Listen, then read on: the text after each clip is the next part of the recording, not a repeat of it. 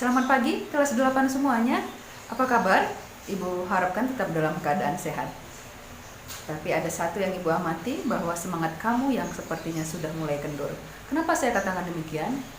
Saya lihat dari hasil UTS kamu. Sebagian siswa mengecewakan. Kenapa? Karena nilainya tidak tuntas. Anak-anak, tentunya mulai pertemuan kita kali ini saya harapkan semangat itu kembali harus digalakkan. Oke? Nah, pertemuan ini kita masuk bab 3. Bab 3 ada 3 subbab. Kita masuk yang pertama, yaitu makna peraturan perundang-undangan yang ada di Indonesia. Nah, sebelum kita lanjut, saya akan menyampaikan tujuan pembelajaran kita seperti biasa.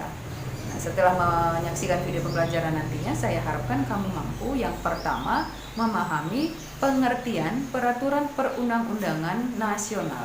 Nah, yang kedua tujuannya adalah anak-anak kamu mampu mengidentifikasi tata urutan peraturan perundang-undangan yang ada di Indonesia. Anak-anak saksikan video hingga selesai. Tidak boleh di skip. Kenapa? Karena di akhir daripada video ini ada tugas yang harus kamu kerjakan. Mohon kerjasamanya dengan baik. Terima kasih anak-anak, selamat menyaksikan. Bab 3, memaknai peraturan perundang-undangan. Ada 3 subbab, kita masuk subbab yang pertama.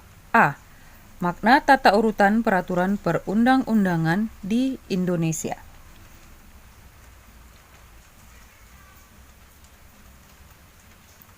Pembahasan ada 2, yaitu pengertian peraturan perundang-undangan dan tata urutan peraturan perundang-undangan di Indonesia. Kita masuk bagian yang pertama, yaitu pengertian peraturan perundang-undangan nasional. Pengertian peraturan perundang-undangan nasional. Nah, negara Indonesia adalah negara hukum sebagaimana dinyatakan dalam Undang-Undang Dasar Negara Republik Indonesia tahun 1945, pasal 1 ayat 3, yang berbunyi, negara Indonesia adalah negara hukum. Nah, hal ini mengandung arti bahwa kehidupan bermasyarakat, berbangsa, dan bernegara harus didasarkan pada hukum yang berlaku. Sistem hukum nasional merupakan hukum yang berlaku di Indonesia dengan semua elemennya yang saling menunjang satu dengan yang lain dalam rangka mengantisipasi dan mengatasi permasalahan yang timbul dalam kehidupan bermasyarakat, berbangsa dan bernegara yang berdasarkan Pancasila dan UUD NRI tahun 1945. Untuk mewujudkan sistem hukum nasional, pasal 22A UUD Negara Republik Indonesia tahun 1945 menegaskan bahwa ketentuan lebih lanjut tentang tata cara pembentukan undang-undang diatur dengan undang-undang.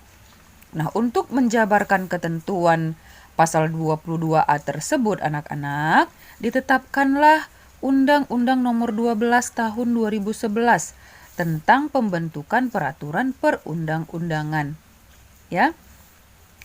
Peraturan perundang-undangan yang dimaksud adalah peraturan tertulis yang memuat norma hukum yang mengikat secara umum dan dibentuk atau ditetapkan oleh lembaga negara atau pejabat yang berwenang melalui prosedur yang ditetapkan dalam peraturan perundang-undangan. Nah, hukum memiliki berbagai bentuk hukum, baik yang tertulis maupun tidak tertulis. Hukum tertulis dalam kehidupan ini memiliki kedudukan yang sangat penting bagi kepastian hukum. Namun demikian, hukum tidak tertulis pun tetap diakui keberadaannya sebagai salah satu hukum yang mengikat masyarakat. Nah, secara formal, kalian sudah mengenal berbagai bentuk peraturan perundang-undangan di sekitar kalian. Misalnya tertib sekolah, ya, peraturan di lingkungan rumah tangga, peraturan daerah, dan lain-lain. Baik anak-anak, kita masuk bagian 2, yaitu tata urutan peraturan perundang-undangan di Indonesia. Kamu harus simak karena ini sedikit panjang ya anak-anak. Tata urutan peraturan perundang-undangan di Indonesia ini mengandung makna bahwa peraturan perundang-undangan yang berlaku memiliki hierarki atau tingkatan. Nah, peraturan yang satu memiliki kedudukan yang lebih tinggi dibandingkan dengan peraturan yang lain.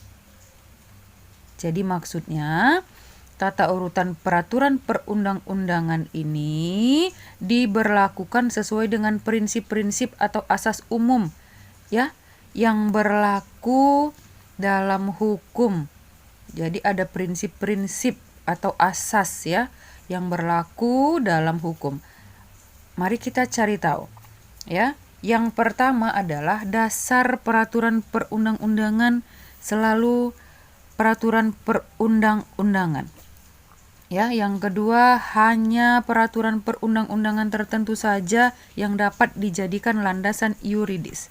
Yang ketiga, peraturan perundang-undangan yang masih berlaku hanya dapat dihapus, dicabut atau diubah oleh peraturan perundang-undangan ya yang sederajat ataupun lebih tinggi.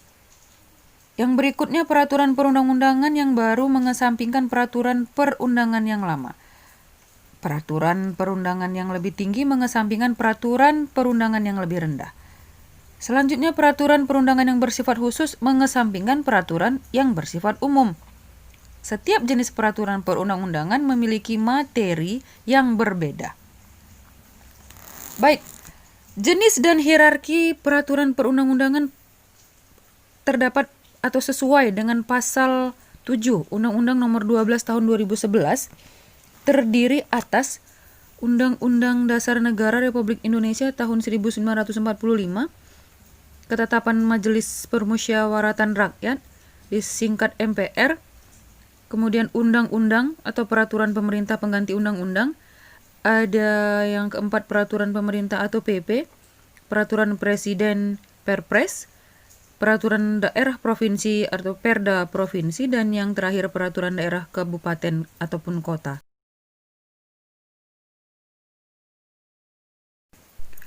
Asas-asas dalam pembentukan peraturan perundang-undangan ditegaskan dalam pasal 5 dan penjelasannya itu sebagai berikut. A. Kejelasan tujuan. Kejelasan tujuan ini, setiap pembentukan peraturan perundang-undangan harus mempunyai tujuan yang jelas yang hendak dicapai. Ya. Yang kedua, kelembagaan atau organ pembentuk yang tepat. Maksudnya adalah setiap jenis peraturan perundang-undangan ini harus dibuat oleh lembaga negara atau pejabat pembentuk peraturan perundang-undangan yang berwenang. Jadi tidak boleh dibuat oleh sembarang orang. Yang ketiga, kesesuaian antara jenis, hierarki, dan materi muatan. Maksudnya adalah bahwa dalam pembentukan peraturan perundang-undangan, pembuat harus benar-benar memperhatikan materi muatan yang tepat, yang sesuai tentunya dengan jenis dan hierarki peraturan perundang-undangan. Yang keempat, dapat dilaksanakan. Maksudnya adalah setiap pembentukan peraturan perundang-undangan harus memperhitungkan efektivitas peraturan perundang-undangan tersebut di dalam masyarakat, baik secara filosofis, sosiologis, maupun yuridis. Nah, yang kelima, kedayagunaan dan kehasilgunaan. Maksudnya adalah bahwa setiap peraturan perundang-undangan dibuat karena memang benar-benar dibutuhkan dan bermanfaat dalam mengatur kehidupan bermasyarakat, berbangsa, dan bernegara. Yang keenam, kejelasan rumusan. Nah, maksudnya adalah setiap peraturan perundang-undangan harus memenuhi persyaratan teknis penyusunan peraturan perundang-undangan, sistematika, pilihan kata ataupun istilahnya, serta bahasa hukum yang jelas dan mudah dimengerti sehingga tidak menimbulkan berbagai macam interpretasi dalam pelaksanaannya. Yang berikutnya yang terakhir, keterbukaan. Maksudnya adalah dalam pembentukan peraturan perundang-undangan mulai dari perencanaan, penyusunan, pembahasan, pengesahan, penetapan, dan juga pengundangan bersifat transparan dan juga terbuka. Nah, dengan demikian seluruh lapisan masyarakat mempunyai kesempatan yang seluas-luasnya untuk memberikan masukan dalam pembentukan. Nah, anak-anak, selanjutnya ditegaskan pula dalam pasal 6 bahwa materi muatan peraturan perundang-undangan harus mencerminkan asas sebagai berikut. Ya, ada 10 asas. Yang pertama, pengayoman. Pengayoman maksudnya adalah bahwa setiap materi muatan peraturan perundang-undangan harus berfungsi memberikan perlindungan untuk menciptakan ketentraman. Yang kedua, kemanusiaan. Maksudnya adalah bahwa setiap materi muatan peraturan perundang-undangan harus mencerminkan perlindungan dan penghormatan hak asasi manusia serta harkat dan martabat setiap warga negara dan penduduk Indonesia secara proporsional. Dan yang ketiga, kebangsaan. Maksudnya adalah bahwa setiap materi muatan peraturan perundang-undangan harus mencerminkan sifat dan watak bangsa Indonesia yang majemuk dengan tetap menjaga prinsip negara kesatuan Republik Indonesia. Yang keempat, kekeluargaan. Nah, adalah bahwa setiap materi muatan peraturan perundang-undangan harus mencerminkan musyawarah untuk mencapai mufakat dalam setiap pengambilan keputusan. Berikutnya yang kelima, kenusantaraan.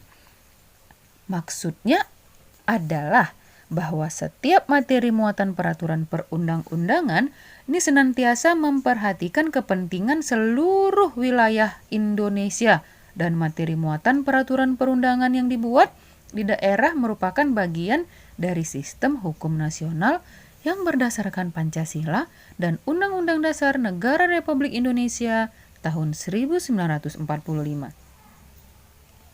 Berikutnya yang keenam, Bhinneka Tunggal Ika.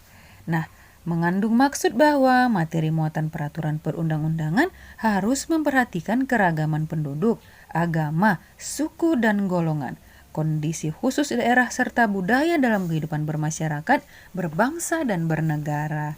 Berikutnya, keadilan. Adalah bahwa setiap materi muatan peraturan perundang-undangan harus mencerminkan keadilan secara proporsional bagi setiap warga negaranya. Dan yang berikutnya, kesamaan kedudukan dalam hukum dan pemerintahan, bahwa setiap materi muatan peraturan perundang-undangan tidak boleh memuat hal yang bersifat membedakan berdasarkan latar belakang, antara lain agama, suku, ras, golongan, gender, ataupun status sosial. Ya, yang kesembilan, anak-anak, ketertiban dan kepastian hukum. Mengandung maksud bahwa setiap materi muatan peraturan perundang-undangan harus dapat mewujudkan ketertiban dalam masyarakat melalui jaminan kepastian hukum. Yang terakhir adalah keseimbangan, keserasian, dan keselarasan. Mengandung maksud bahwa setiap materi muatan peraturan perundangan harus mencerminkan keseimbangan, keserasian, dan juga keselarasan. Baik anak-anak, terima kasih. Demikian materi hari ini. Bagaimana anak-anak sudah menyaksikan video pembelajaran dari saya? Saya harapkan kamu menyaksikannya hingga selesai dan memahami apa yang sudah saya paparkan. Anak-anak, kamu buka buku paket halaman 57, terdapat di situ aktivitas 31. Kamu kerjakan dengan baik, pindahkan ke buku latihan kamu, ya, dan kumpulkan melalui Google Classroom. Selamat mengerjakan anak-anak. Terima kasih sudah menyaksikan video pembelajaran hari ini. Sampai ketemu pada materi selanjutnya minggu depan. Selamat pagi.